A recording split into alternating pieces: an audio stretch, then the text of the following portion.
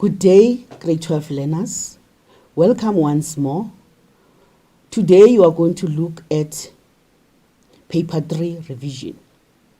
My name is Nontando Ntsele. This lesson is brought to you by Gauteng Department of Education in collaboration with Saibono Discovery Center and broadcasted by Pagama Research and Development. Please remember, we have a question line on WhatsApp, which is 082 760 2630. Let me repeat, 082 760 2630. You can pose your question there and then they will reply you as soon as they can. Now, let us look at our revision. The presenters today will be Nontando Ntsele and Sipati Ratebe. Our presentation outline is as follows. We're going to look at the layout of the paper, tips for essay writing, tips for longer transactional writing, and tips for shorter transactional writing. Layout of paper. You should be familiar with the paper now. That is paper 3. It consists of 3 sections. Section A out of 50. Section B, longer transactional, which is out of 30. Section C, shorter transactional, which is out of 20. And the total of the paper is 100 marks. Now let's look at exam instructions. All papers have instructions. The instruction that you are going to get in paper 3 is, that is section A. You have to choose only one topic from the ones given. The length of the paper should be between 250 to 300 words. Learners, that is very important. Don't write 3 pages of the essay. You have to stick or adhere to the number of words as required. Remember to plan, edit, and proofread your work. After that, you must cross out the planning before you submit your paper. Your essay will be assessed using the 50-mark rubric. Remember to provide a title. There will be essay, especially the picture-based essay. They won't have the title, but you have to provide the title that you are going to choose for that particular picture essay that you are going to write. And then let's look at how do you choose the topic. These are the questions that you should ask yourself. What is your reason for choosing that particular topic? You don't just choose the topic. You have to think about things that you are going to write about that particular topic. Are you going to have more facts? Are the facts going to be enough for that particular topic? So think about that. And then 2, think about the planning of that essay. What does it entail? What are you going to need as you plan? And then who is the target audience that you are actually writing to? People that are going to read that essay. And you must have target in mind. How will you write your introduction? All essays should have an introduction. How are you going to conclude your essay? The conclusion. Think of the structure. How many paragraphs are you thinking of? How many paragraphs are going to be in your essay? Right, let's look at different kinds of essay. We have a narrative essay. I know you're not hearing this for the first time, but I'm reminding you. You have a narrative essay, descriptive essay, reflective essay, argumentative essay, and discussive essay. Let's look at the narrative. What is a narrative essay? is an essay whereby you tell a story. A piece of writing that recreates an experience through time. It can be based on your own present or past experience or someone else's experience, or it can be factual. You can come up with a story that is not there, but be creative about it. Remember, this is creative writing. Descriptive essay. In this essay, you have to use these 5 senses: the sense of touch, sense of taste, sense of sound, sense of sight, and smell. Why? In order to bring our words to life. You know, when you write a descriptive essay, you need people to imagine and see what you are talking about. Hence, these 5 senses. They are going to create that life in your words. Instead of telling them, show them with your words. Let's give an example. When you tell Peru you want to talk about the sky, and you'll say, the sky is bright shade of blue and white clouds that seem to float in it. But look at when you show it. Puffy white clouds float across the cobalt blue sky. So people will imagine what you're talking about. They'll actually want to look up and see if they can see what you're talking about. We're continuing with descriptive essay. It is usually written in present or past tense. It uses a lot of figures of speech because it has to create an image in the minds of the people as they read. It uses adjectives and adverbs to draw a picture in words. So it is advisable to choose something that you know. Choose something that you'll be able to talk and be creative about. And then let's come to reflective essay. As the word says, reflective. You reflect, you look back upon an event or experience and set a scene about that experience. You reflect. Right. Here you use past tense, except when you talk about how it has influenced you, that experience. If you talk about how it has influenced you, that's when you are going to use the present tense. And then you have to explain thoughts, feelings at every stage. How did you feel about that experience? Try to show and not tell. Show.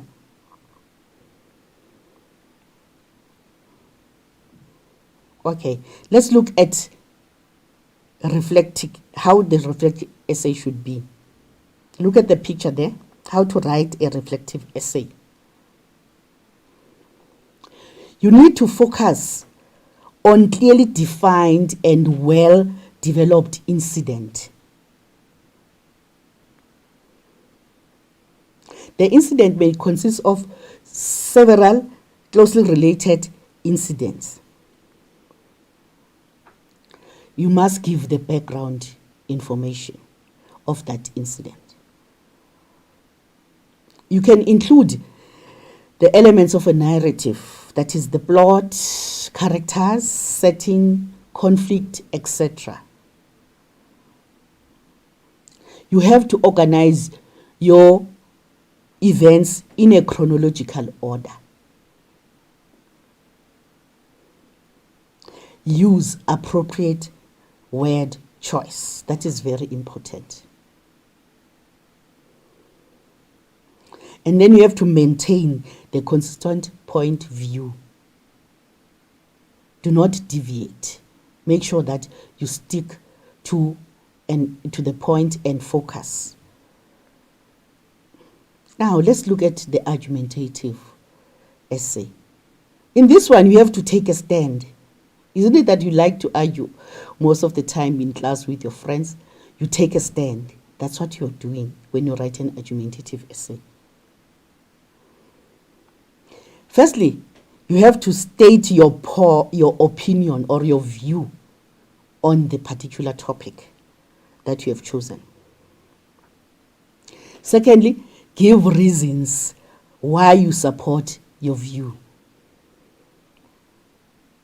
And then you have to link them in a logical way using the linking words like because, this shows, however, therefore, etc. when you link. And then you have to end your essay in a very strong conclusion, with a very strong conclusion, which is going to convince the reader about your opinion.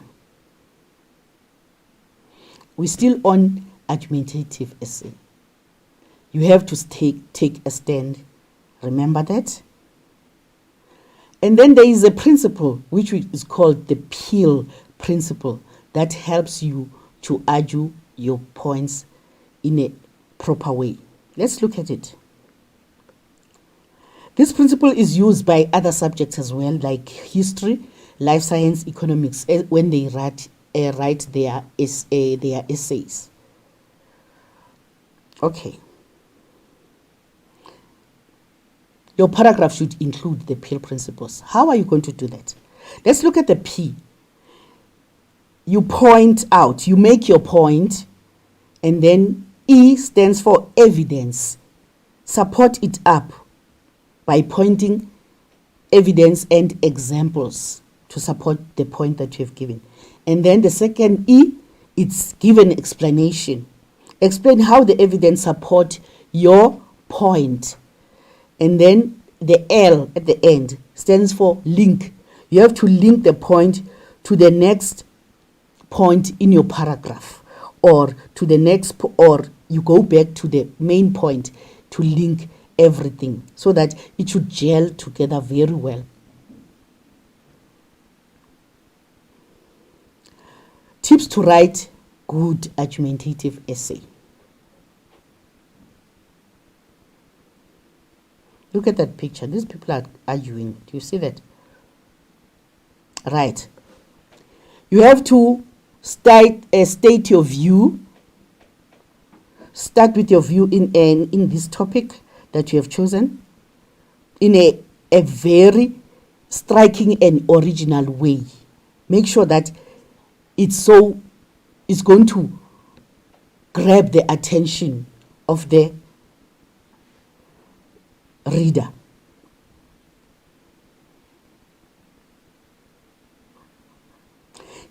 Give range of arguments to support and substantiate your view.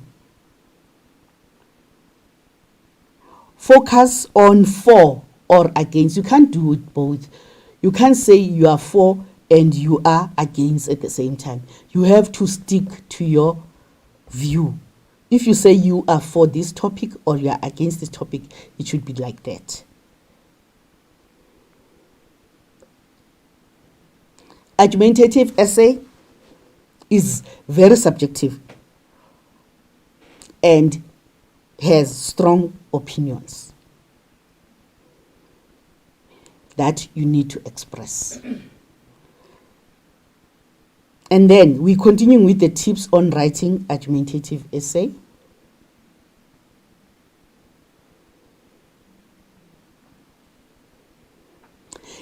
It used a lot of rhetorical devices. You know what rhetorical devices are. You ask the question in order to draw some attention. Not necessary that you need an answer, but you need to draw attention or to draw the attention of the people so that they can listen, or the reader is going to listen, or so the reader is going to read more. And it should be persuasive. So you have to use the rhetorical devices and persuasive techniques. language is very key here.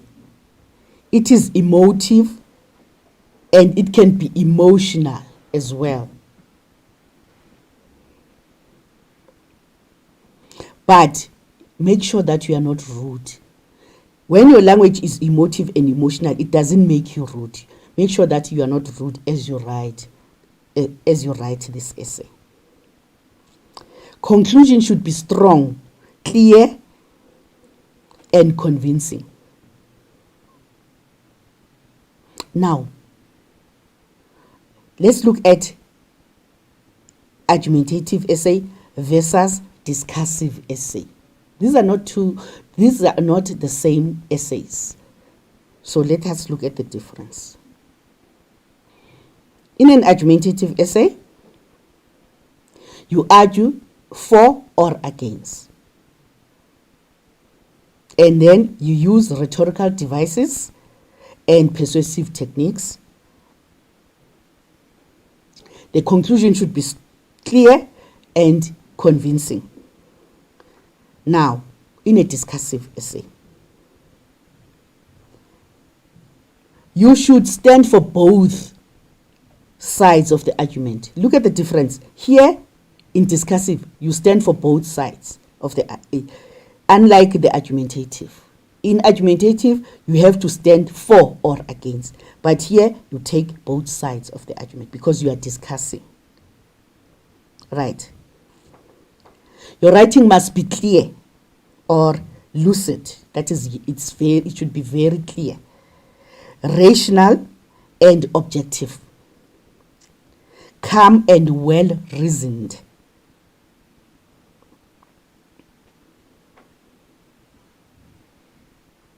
And then you must have an opinion at the end of your essay. What do you think? And then discussive essay. Present both sides. Look at that word both. It indicates that you are going to balance, discuss both sides. Okay. Present both sides of the issue based on the topic. Give a balanced account of your views. You're not favoring any side. You give a balanced account. We are going to have 5 minutes break.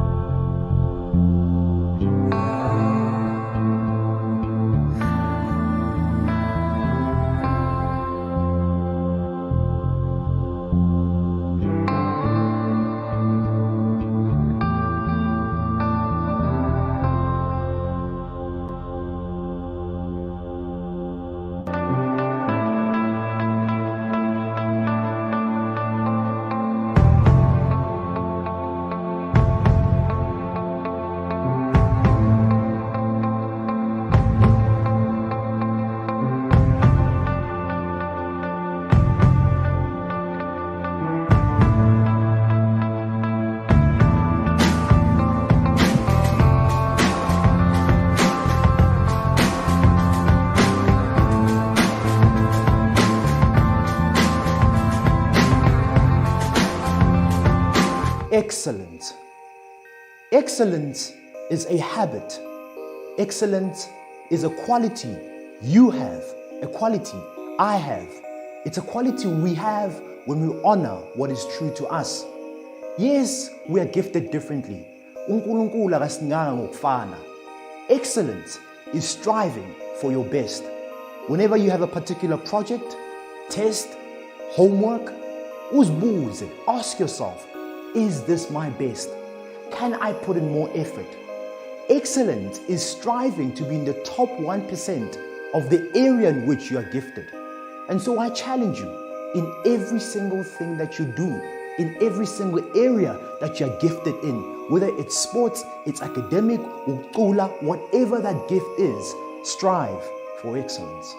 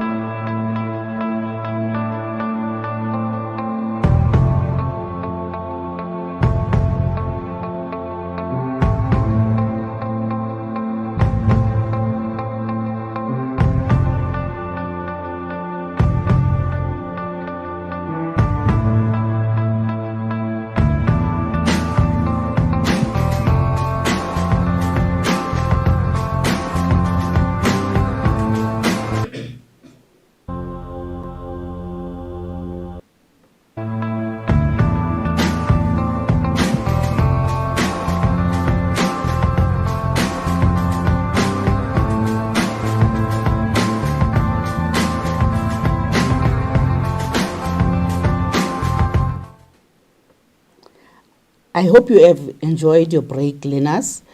We are back again. Remember the question line on WhatsApp 082 760 2630. 082 760 2630. Please ask question if there are questions using that line. Okay, we are back on discussive essay. Remember we said in this one you present both sides of the point that you want to discuss. Present both sides of the issue based on the topic. You give a balanced account of your views, not favoring anyone. Give reasons to support each view and link them together using words like because, however, so, therefore, etc. Be clear and objective. And then let's come to picture essays. There will always be a question on picture essay in your paper.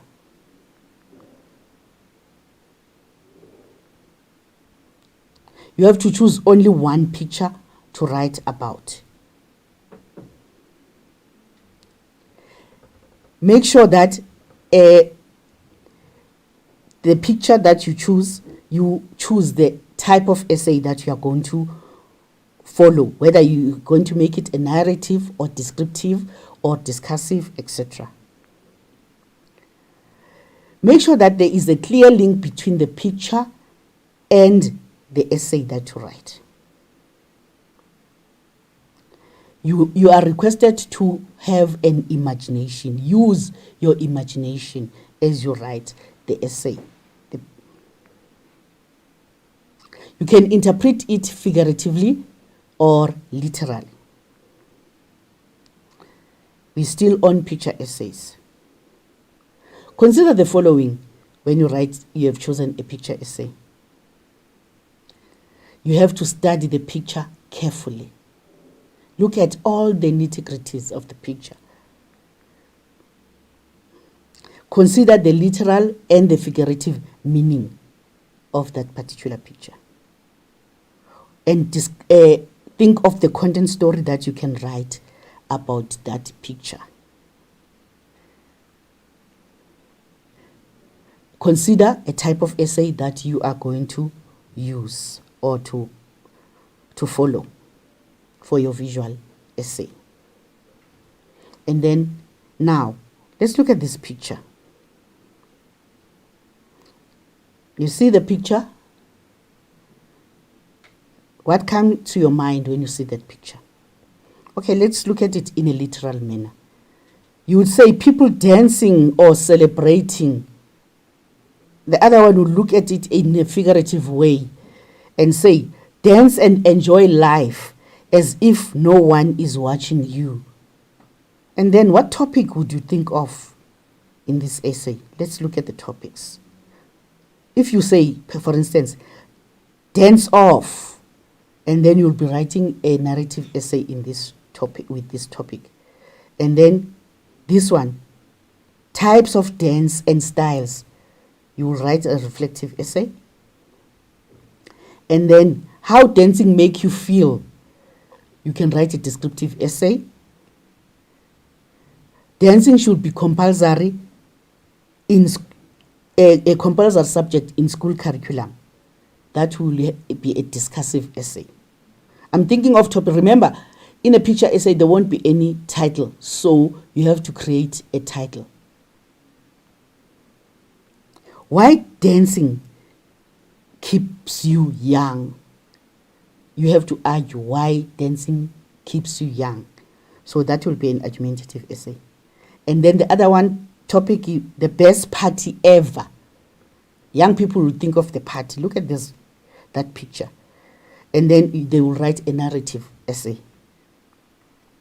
Dancing, a super COVID-19 spreader event. It can be an argumentative essay or a discussive essay. Dance as if no one is watching you and live your own life. That can be a reflective essay. So these are the several topics you can think about when you look at that picture. And then we continue with the picture. Look at that picture. Right. What could be the literal meaning of that picture if you were to write an essay using it literally or figuratively? What do you think? And then, what topic are you going to have? And what type of essay do you think you are going to use with that picture? And then now, let's look at the structure of the essay.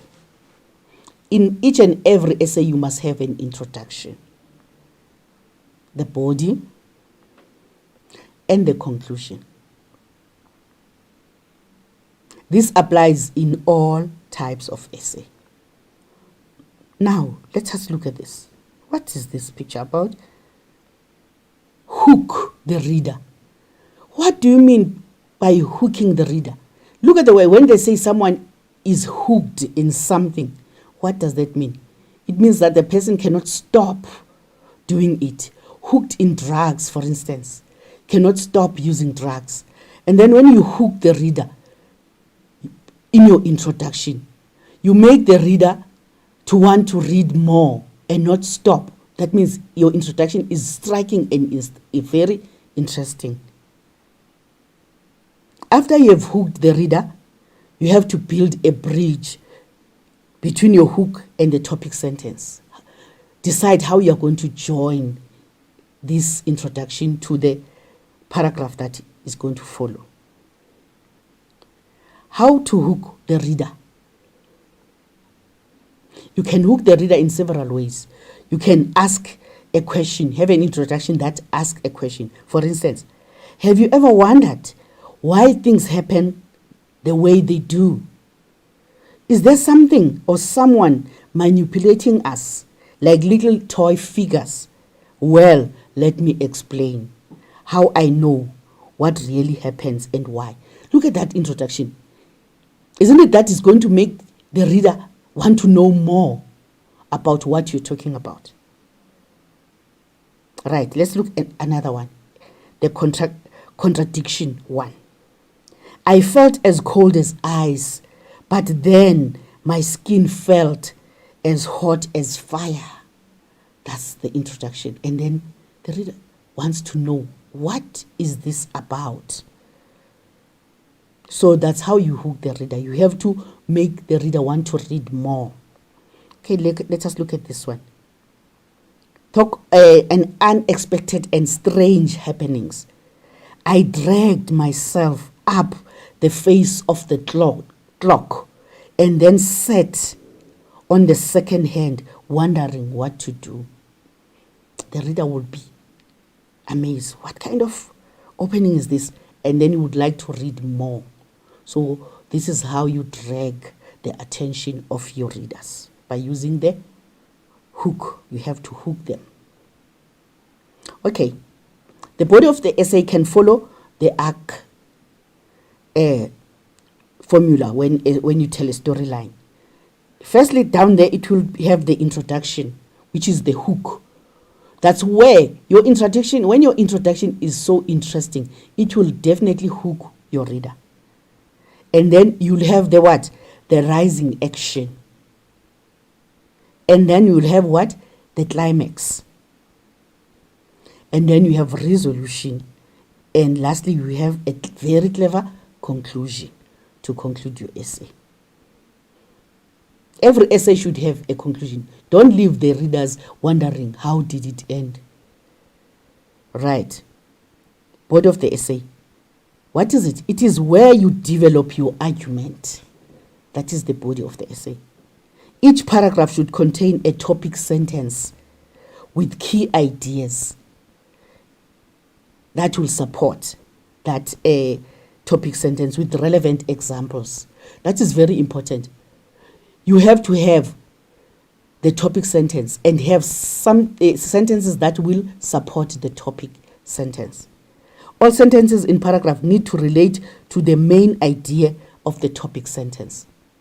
You cannot take the things that you have said in paragraph 2 and say it again in paragraph 3. You have to finish up the main idea in each paragraph. That is very key. Writing process. Choose the right topic. How do you choose a topic? You have to underline the keywords. It's very important. You must know exactly what is it that you're talking about. Underline the keyword. What is this topic about? So that you don't deviate from the topic. If you don't know the keyword, you are going to deviate. Ask questions like, who? Who is this going to be about? What is it going to be about? When is it going to happen? Where? And how? Analyze keywords and phrases. For instance, if you have a topic on this is my journey, when you analyze, look at the H word, this, it indicates that it's specific. And then my, it's personal. And then journey. You can look at the journey in two different ways, in a literal way and figurative way. And then you can write a narrative, a reflective, or a descriptive. And then the gathering storm, topic, analyze it. Gathering, it's actually showing that it's not yet arrived. It is still gathering.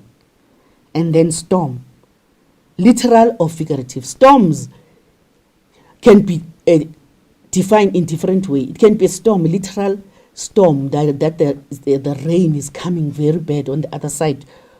And then figuratively, it can be storms of life, things that you have experienced in life. And then you can write your narrative, descriptive, or reflective essay. And then choose a topic. You plan your essay. How do you plan? Most of us, when we plan essay, or most of our learners use the mind map, where you brainstorm all your essay. Do you see the picture? You brainstorm all these branches, and then they brainstorm main ideas. After main ideas, we have these finer branches that gives you several ideas that you are going to talk about under each paragraph. And then you write the essay. You use the checklist to check your work. And then we're still on process writing. You can use this graphic organizer. You write the topic there on top, and then there are 3 branches that come out. You write the paragraph 1, paragraph 2, the ideas for paragraph 1, paragraph 2, and then you develop each paragraph. And then lastly, you write the conclusion. Conclusion. Stories need endings. No need to leave the reader wondering, how did it end up, or what happens next? There's no need to be accurate or 100% accurate. Elaborate to make real life story more interesting. That is very important. And then you have to revise, edit, and proofread. Check your spelling, punctuation, and grammar. And then check if each paragraph contains the main idea. It's very important. You know, mixing of ideas in paragraphs, it's going to make you to have less marks, because that's where you're going to be penalized. Repetition of ideas. Is the format correct? Is the length correct? Is the introduction done? And then have you expanded ideas? And then check if there is a conclusion. The common errors that we usually get, it's misinterpretation of topic. See, you have to choose the topic that you know that you are clear about and you are going to be able to write. Another common error is switching of tenses. A person will talk in past tense, write in past tense, and all of a sudden he has changed now to past perfect tense. So don't switch tenses. Writing of 3-page essay. Guys, learners, please make sure that you don't write 3 pages. Your essay is 250 to 300 words. At the most, it will be 1.5-page essay. So we are not going to read all the 3 pages. So make sure that you do the right thing. Adhere to instructions. There are essays which do not have the climax. And then those kind of essays are boring. For instance, look at this. I woke up and it was all a dream. Introduction sometimes is too long. These are the common errors that are done by learners. And then loose ends. Make sure that you nip everything. There shouldn't be loose ends. Look at your essay, proofread, correct before you submit. Now we're going to have a break. The next presenter, my colleague, will come with transactional writing. Thank you. Don't go away.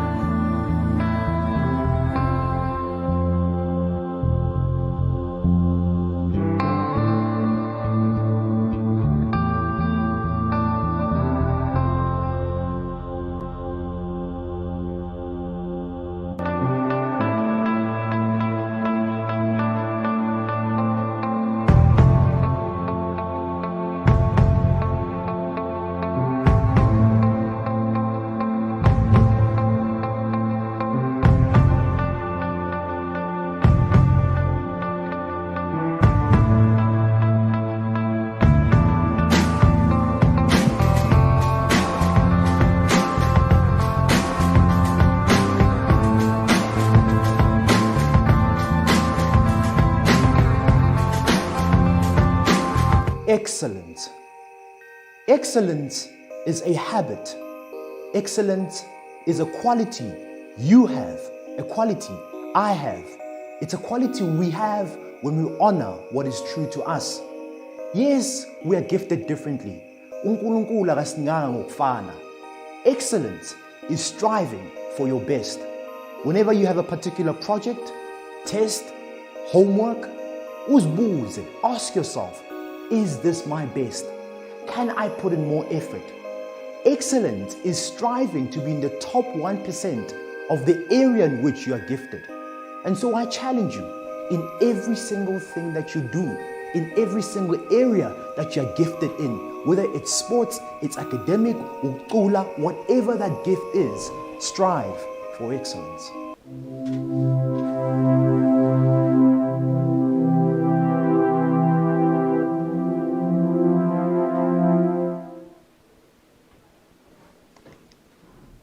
Good afternoon, learners, and welcome back to our eFile Paper 3 revision session. My name is Sipati Ratebe, and I'll be focusing on Section B, which is our longer transactional text, as well as Section C, which is our shorter transactional text. Right. Let's have a look at Section B, which forms question 2 of our paper, and that is the longer transactional writing. This section has 3 categories, namely Category A, Category B, as well as Category C. Let's have a look at Category A.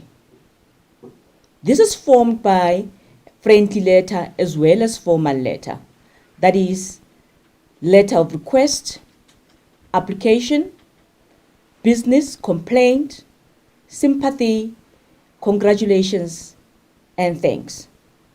A CV and a covering letter are also asked as a combination. A formal or informal letter to the press, as well as an email. Let's have a look at Category B. This is on reviews, newspaper article, magazine article, agenda and minutes of meeting, also asked as a combination, formal and informal reports, as well as an obituary. Let's look at the last category, which is Category C. This is formed by dialogue, written interview, written formal and informal speech. Let's have a look at the requirements for this section. 4 questions will be set, at least 1 and a maximum of 2 from each of the given categories. Candidates will be expected to answer only 1 question in this section. Therefore, choose only 1 longer transactional text from the ones given. Let's have a look at the exam instructions now. The body of your response should be between 120 and 150 words in length. Please adhere to this instruction. Write down the number and the heading of the text you have chosen. For example, 2.1, friendly letter. Let's continue with our examination instructions. Your longer transactional text will be assessed according to a 30 marks rubric. Pay particular attention to format, language, and register. Remember to plan, edit, proofread your text, clearly indicating planning and cross it out before submitting. Let's have a look at Category A, which is letters. And let's look at informal letters. These are the friendly letters we write to parents, close relatives, as well as friends. What's the purpose of informal letters? These letters are written to people close to the writer. They are mainly written to express an emotion, e.g., congratulate, sympathize, advise, amongst others. And the style thereof is informal. Please avoid the following: slang and colloquial language, contractions, abbreviations and acronyms, innovations such as SMS language and foul language. Let's look at the format. The address. Friendly letter has only one address, and that is the sender's address. No punctuation at the end of the lines. No abbreviations in the address except for P.O. box if postal address is being used. Use either residential address or a post office address. The area postal code must be included. Date must be immediately added after the address and be written in full. Let's have a look at these examples. That's our postal address. P.O. Box 145, Pretoria 0102. The date 15 April 2021. And then we also have an example of our residential address there. 1439 Mandela Street, Pretoria 0102, 15 April 2021. Under no circumstances should you combine the two. We cannot have an address as follows: 1439 Mandela Street, P.O. Box 145, Pretoria 0102, 15 April 2021. That's an inappropriate address, and definitely it will affect your format mark. So stay to the addresses that I've just highlighted here. Let's have a look at the informal letter. We're still on that letter, and let's have a look at the salutation, the greetings. Salutation follows after a skipped line on the left-hand side. The most common form of greetings in a friendly letter is Dear Temba or Dear Mom. Do not punctuate with a colon between dear and name of the recipient. No comma or full stop after the greetings. Let's have a look at the content of the letter now. Leave a line open before starting with the content of the letter. The content of the letter usually consists of 3 paragraphs, which are the introduction, the body, and the conclusion. Content of the letter continues. Start each paragraph against the margin and leave a line open between paragraphs. Each paragraph should contain a different information. State in the first paragraph the reason for writing the letter. The one or other 2 paragraphs, they expand on the reason for the letter. The concluding paragraph is usually short and rounds off the letter. Avoid ending your letter with "Give my regards to all at home" or "Best wishes to your family," but rather include regards in your concluding paragraph. The ending. Leave a line open after the last paragraph. Start the ending next to the left-hand side margin. The ending may take several forms depending on the relationship with the recipient. whether you are writing to your mother, a friend, a colleague, or a cousin. Yours should start with a capital letter, but sincerely should have small letter, and no other punctuation should be used. One's surname is unnecessary if one writes to a family member or a close friend. For obvious reasons, that person already knows you.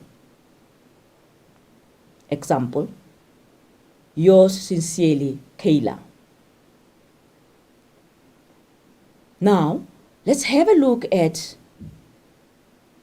different kinds of formal letters. We have letter of application, letter of thanks, letter of complaint, letter of sympathy, letter of request, as well as letter to the press. Before writing your letter, read the letter topic to which you need or want to respond carefully. Think about the tone, that is the language of the letter you will write. Identify your audience and purpose in order to determine the type of letter you will write. Think about and plan your response. Still on formal letter, what register and what style? Let's have a look at register. What is register? Register refers to the degree of formality. It must be acceptable for the audience and purpose. The letter should be clear and straightforward.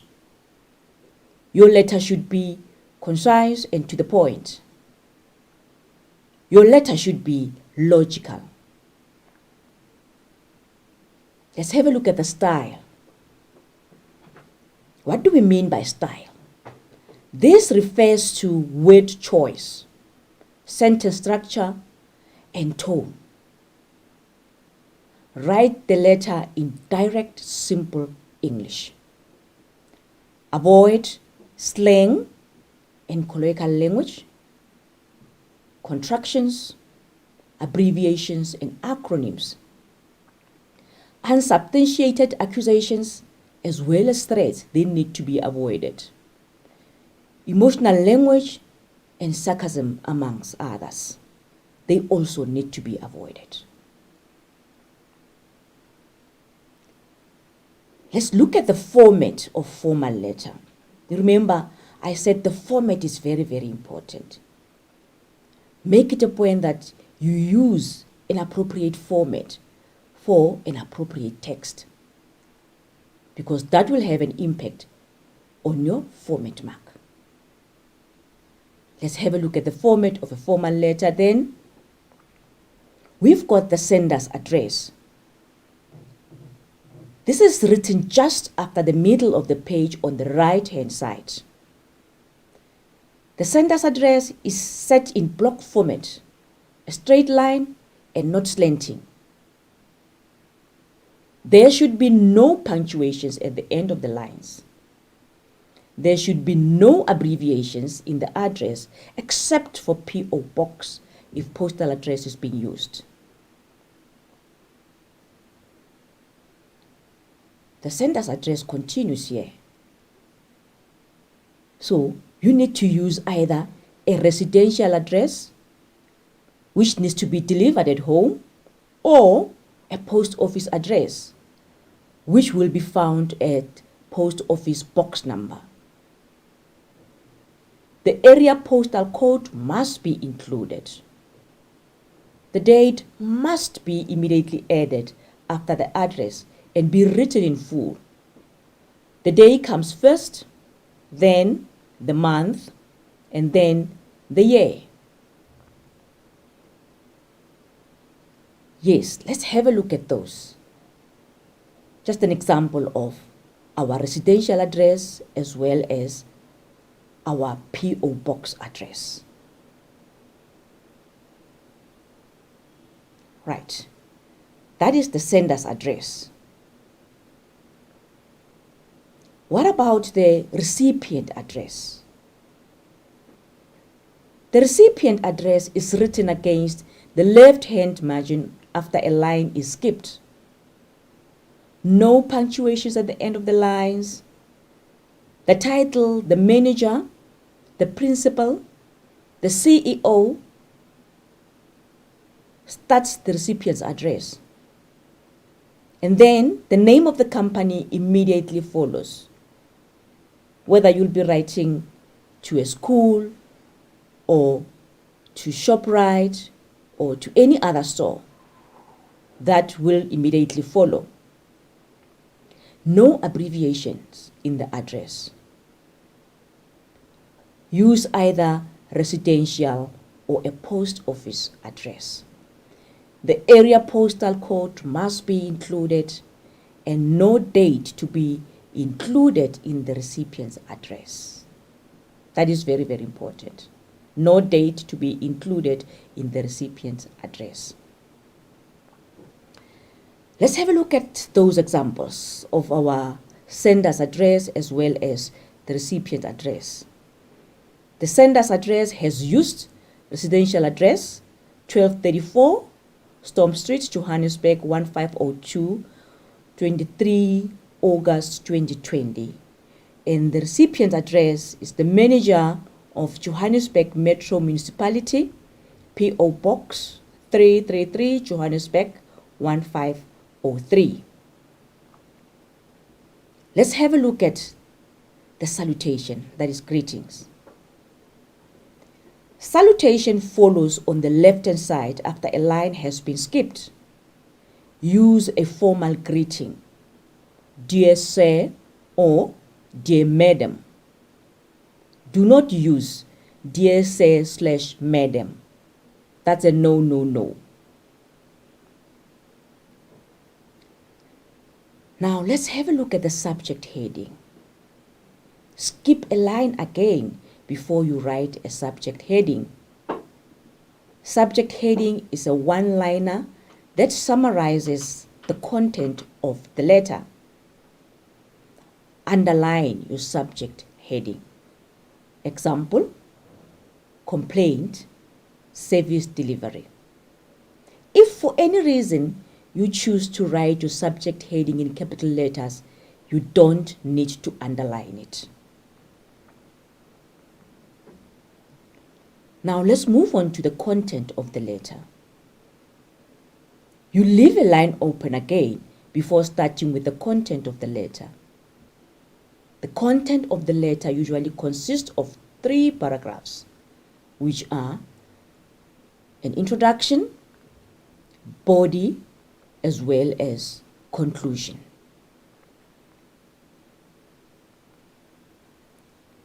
Let's have a look at the first paragraph. In the first paragraph, that is where you tell the reason for the letter. You say it very briefly and to the point. Why are you writing the letter? The second paragraph is an expansion of the reason for writing the letter.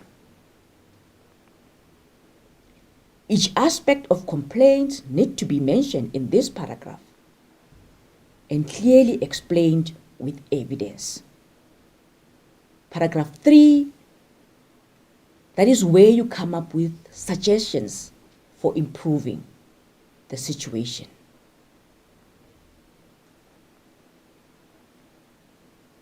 Now let's look at the ending. How do we end a formal letter? The most commonly used ending is yours faithfully. Uppercase Y, that is capital letter, and F is lowercase, that is small letter. Sign your name, then print your name and the title beneath it. Example, yours faithfully, capital letter Y, small letter F. The signature of your name followed, and then you print your name. beneath it. That is how it has to look. Let's have a look at the example there. Formal letter, the format, like I said, it's very, very important. That is why I'm stressing it all over again. It is important that you get the format right.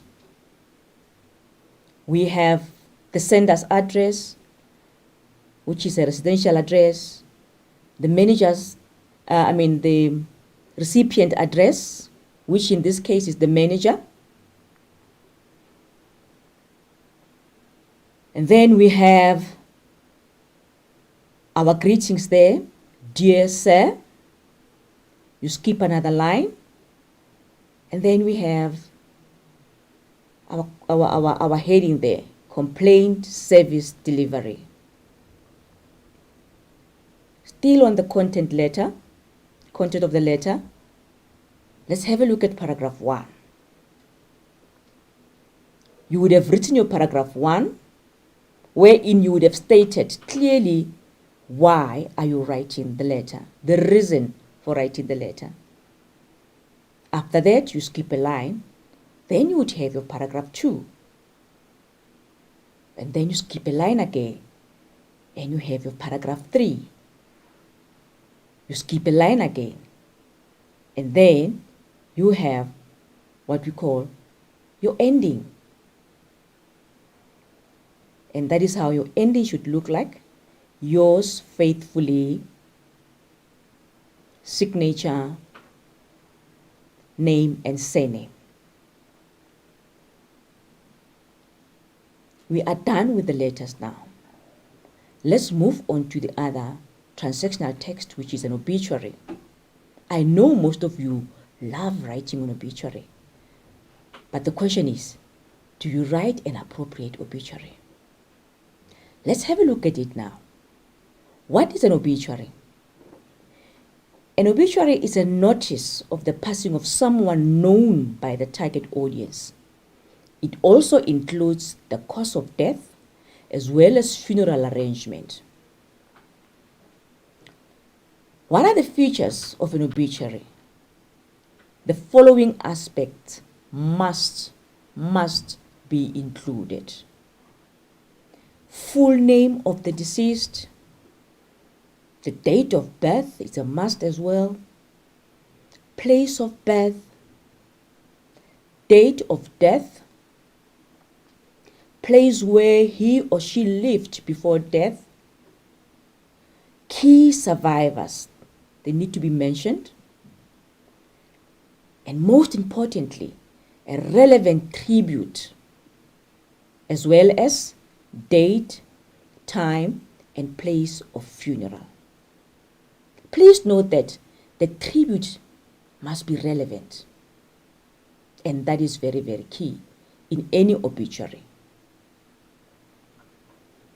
Let's have a look at how to write an obituary. Read the question carefully. That is important. Read the question carefully. After you have read the question, determine who the person is that has passed away and how you are related to the person. That would have an influence on your tribute. Right. In your first paragraph, include personal details of the person that has passed on, and that includes full name and surname, date of birth. It has to be written in words, e.g., the 20th of May 2020. The date of death is also important. Write it out in words. Where the person was living at time of death, and the name of the organization that writes the obituary, e.g., it could be the church, it could be a team, it could be a community or any other group. Let's have a look at paragraph 2 of our obituary. This is where you come up with the tribute. Write the tribute to the person. What is a tribute? This is something that you say to show that you respect and admire someone or something. What is the focus thereof? Start off by describing how you are related to the deceased. Describe the traits of the deceased which made an impression and how this person changed the lives of the people he or she came in contact with. Refer to all the good things he or she has done and how these actions benefited others. Let's have a look at the last paragraph of our obituary. Here, you refer to the people left behind by name, the key survivors. You include the date, the time, and place of the funeral. You may, this is not a must, you may add last words of condolences. That brings us to the end of an obituary. I believe that you got all the key factors that you've got to put in an obituary. Now let's move on to a dialogue or interview. I believe you are in some kind of a dialogue every day of your life. You talk to your friends, you talk to your parents, you talk to your teachers. You are forever in conversation. So what is a dialogue? A dialogue is a conversation between two or more people. It is a record of the exchanges as they occur directly from the speaker's point of view. And what about an interview then?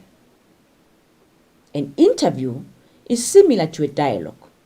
The major difference is that in an interview, the one speaker probes the other by asking questions, whereas in a dialogue, the speaker engages in a conversation. Now, let's have a look at how do we write a dialogue. When you write a dialogue, write the names of the characters on the left side of the page. Use a colon after the name of the character who is speaking. Use a new line to indicate each speaker. Avoid using long greetings and introductions. Respond to the brief in the question. Stage direction is also important. It must be given in brackets before the words are spoken. Sketch a scenario before you start writing. Features of a dialogue continue. Let's have a look at that example of a dialogue. The first sentence there says, Sipho and Peter have not completed their English homework. They are standing behind a tree, thinking of bunking the class. That is the scenario. That is very, very important. That is what I meant when I say you need to sketch the scenario. Then we have our first character, Sipho. After the name, we've got a semicolon there. Then this is what Sipho says. Have you done your English homework? I have really forgotten to do mine. Then Peter, who is the second character, comes in. Then we've got stage direction in brackets, and that says looking around. Peter says, be quiet, someone will hear you. No, I have not done mine either. I think we should bunk the English period. This tree will be a wonderful hiding spot. Sipho, bunk class? My answer is no. I made my bed, so I must lie in it. I hate it when you throw idioms at me. That's Peter. That is why you need the English class. Come, be a man. We will face our dearest teacher together. That's an example of a dialogue. with the scenario, the characters, stage direction, and all that you need in a dialogue. I hope you got that clear now.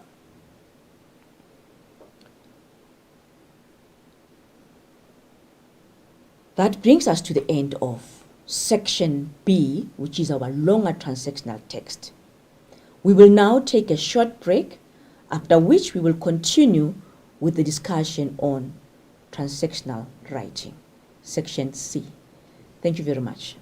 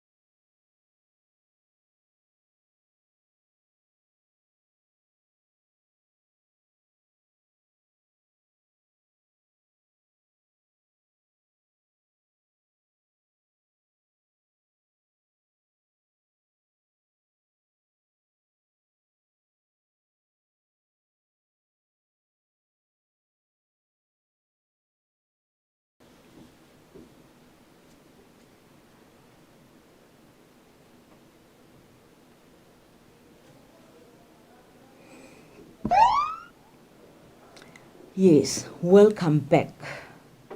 Now we're moving on to section C, which is our shorter transactional text. This section has 3 categories as well, namely category A, category B, as well as category C. Let's have a look at category A. This category is formed by advertisement, invitation, flyer, as well as a poster. In category B, this is formed by diary entries, short messages systems, namely WhatsApp, Facebook, Messenger, etc. Category C is made up of instructions as well as directions. Let's now look at the requirements of this section. Candidates will be expected to answer only 1 question in this section. 3 questions will be set, 1 from each of the given categories. So make it a point that you answer only 1 question from this section as well. Choose only 1 shorter transactional text from the ones given. The body of your response should be between 80 and 100 words in length. Adhere to that instruction. It is very, very important. Write down the number and the heading of the text you have chosen, for example, in 3.1 invitation card. No marks are awarded for pictures as well as sketches. I know you love drawings, but no marks will be awarded for that. Right. Remember to plan, edit, and proofread your text, clearly indicating planning and cross it out before submitting. Your shorter transactional text will be assessed according to a 20 marks rubric. Pay particular attention to format, language, as well as register. Let's have a look at category A, and that is advertisement, invitation card, flyer, and poster. What information should be included? Number 1, you need to have the title or headline. The headline or the title must capture the attention of the target audience. So you need to create a catchy phrase using as few words as possible. And what else should be included? That is the content. What about the content? In a few sentences, give vital information to keep the attention of the reader. What the event is, the business is, or the product is all about. What other information should be included? There should be a call to action. Say exactly why people should contact your business and what you can do for them. Inspire some action. What else do we need to include? That is contact information. Include contact information, and that is the date, the time, and venue of the event. Contact person and details, the cell phone number or the website address must also be provided.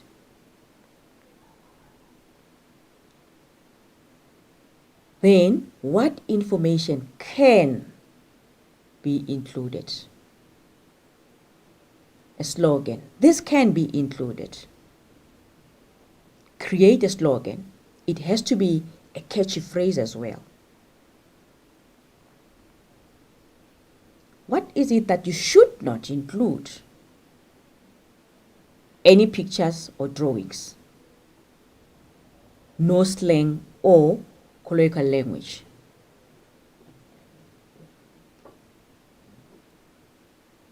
Let's have an overview of what we have just discussed. The advertisement, flyer, or poster, they must have a catchy headline to attract the attention of the reader.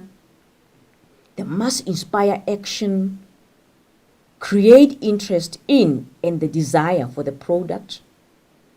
The target market should be clear, and the language may be formal or informal, but not slang or colloquial. Let's continue with that. A description of the product or a company or the service render should be given as well. Even if it's an event, it must be clearly outlined. The brand name and slogan, where applicable, has to be there. Provide contact information. If it is an event, the details of the venue and the date should be provided. If it is a product or service or company, provide information on where to find it. Now let's have a look at the invitation. What is an invitation? That's a short text that conveys a message. How to write one?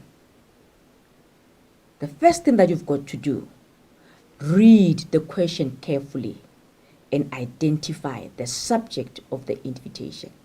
E.g., is that a wedding? Is that a graduation? Or is that a party?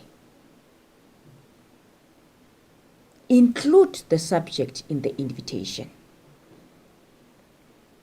Include as well the date, venue, and time at which the occasion will start.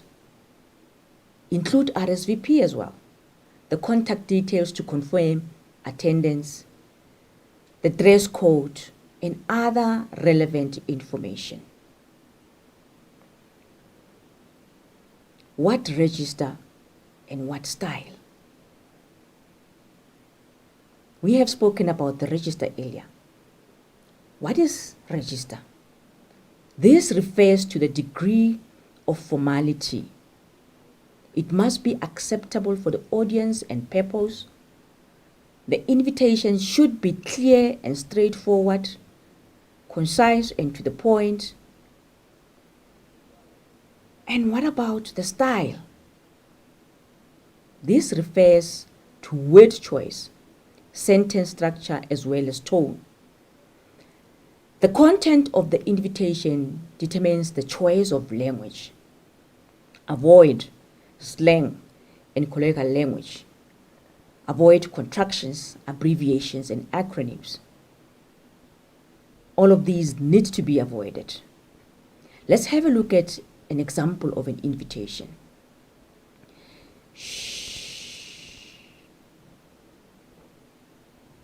It's a surprise birthday party. Join us for a surprise 60th birthday celebration in honor of Nontando Simunye. The most important information is there now, the must-have. The date, Saturday, 21st November 2021. The time, 7 o'clock in the evening. The venue, the Oak Room at the Boardwalk. The address is also included there, 35 Boardwalk Street, Johannesburg. Dress code, black and white. Remember to bring your dancing shoes. RSVP by the 6th of November 2021 to Rachel at this number or at that email address. So, you have seen our invitation. The invitation card must have type of function like the ones that you have seen right now. It's a birthday party, 60th birthday party. It must have a date, it must have a venue, it must have a time. Include RSVP, the contact details to confirm attendance. The dress code is also important, and the language should be suitable for the text. Let's have a look at category B. Category B is formed by diary entry, SMS, namely WhatsApp, Facebook Messenger, etc. We will now focus on the diary entry. I know most of you like diary entries, but do you do the right thing? I'm not too sure, but let's have a look at it now. What is a diary entry? A diary portrays the daily events and feelings of a person. Is a personal piece of writing where one's experience, one's emotions, one's thoughts are recorded and provide opportunity to pour out. So what is important here? Emotions, feelings. How to write one? The day, date, or both must be written at the top of the entry. The day, either Tuesday, 22nd February 2021, or just write the date, or you write both. Provide a salutation. You may provide a specific name. I've seen most of you writing Dear Diary. Others are a little bit specific and they write Dear Jackie. That is acceptable as well.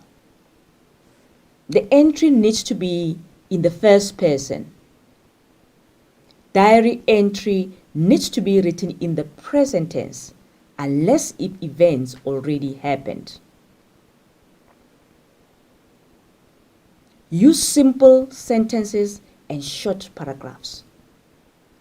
Use emotive language to express opinions and feelings. This is very key, very, very important. How you express your emotions, how you express your feelings. Informal language, but not slang, may be used. Let's look at the exam tips for a diary entry. Make sure of the number of diary entries that you have to write. That means you've got to read the question. You need to understand the brief. The brief will indicate the number of diaries that you need, diary entries that you need to write. Whether you will be expected to write only one entry or 2 entries. That is very, very important. Number of words, it's 80 to 100 in total, regardless of the number of entries. Whether you would be asked to write 1 entry, you will still be expected to write 80 to 100 words. Even if it's 2 entries, you will still be expected to write 80 to 100 words. So the number of entries does not necessarily have an impact on the number of words. The number of words still remains 80 to 100 words. They must be written in the first person. Use words that describe feelings and emotions. Language needs to be simple and informal. No slang, e.g., gonna, wanna, cool. We don't use that. Bear in mind that the most important thing in a diary entry, it is your feelings. It is your feelings and your emotions. How you feel when you write that. It could be feelings before or feelings after. It could be feelings upon arrival. So make it a point that you don't miss that expression. Make it a point that you don't miss describing those feelings and those emotions in an appropriate way. But that should be guided by the brief. The brief is very, very important. Make it a point that you read the question, you understand the question, you understand the brief. Let's have a look at category C now. And this is directions and instructions. We often give people directions. But I wonder whether those people that we give direction, they actually get to the place. Or maybe they get lost because we cannot give directions. I'm leaving that to you. And we also give instructions. Especially those of you who love cooking. You give instructions as well. And I'm also wondering if the end product is exactly what you wanted. I'm leaving that to you as well. Let's have a look at the directions. We use directions to tell someone how to get somewhere, right? How do we write directions? Be concise and clear. Directions must be in a chronological order. Refer to a specific direction.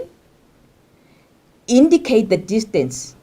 And please, this has to be indicated in meters and kilometers and nothing else. Give information on landmarks along the way. Let's have a look at those words indicating direction.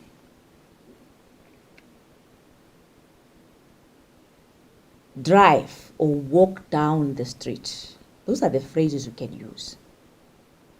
You walk past a school.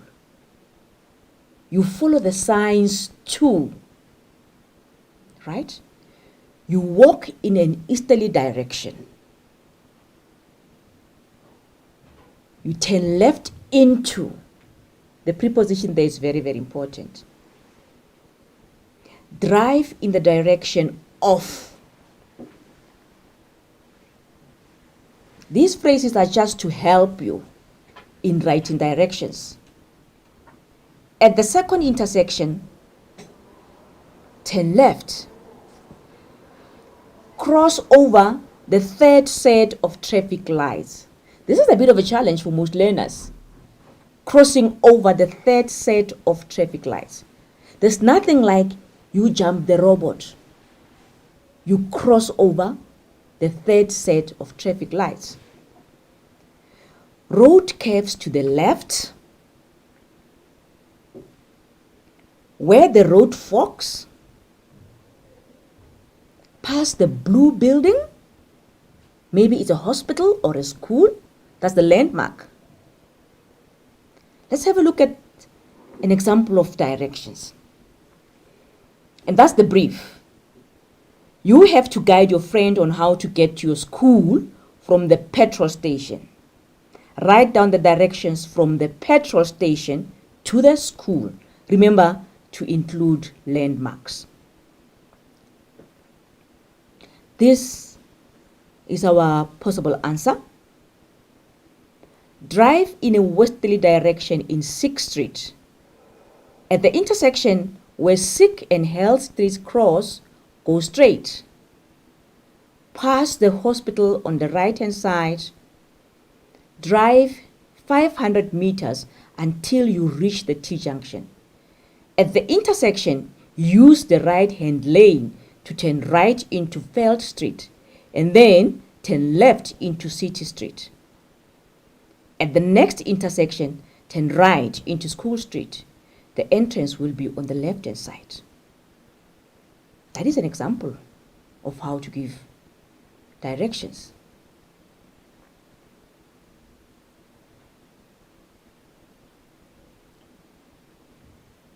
What happened?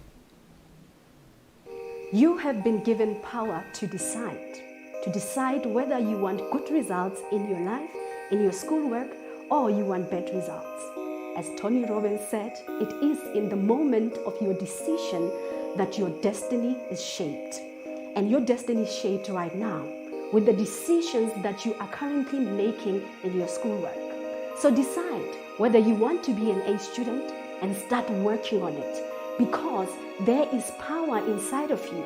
The infinite power is inside of you, and the time you decide to tap in that power, you will become who you want to become in your schoolwork.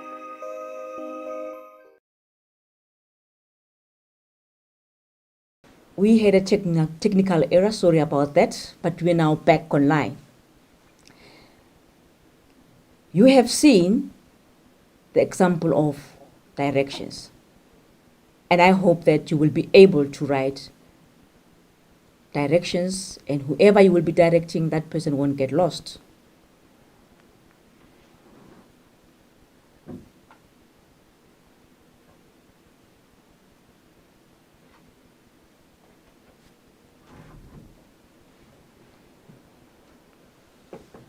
Right.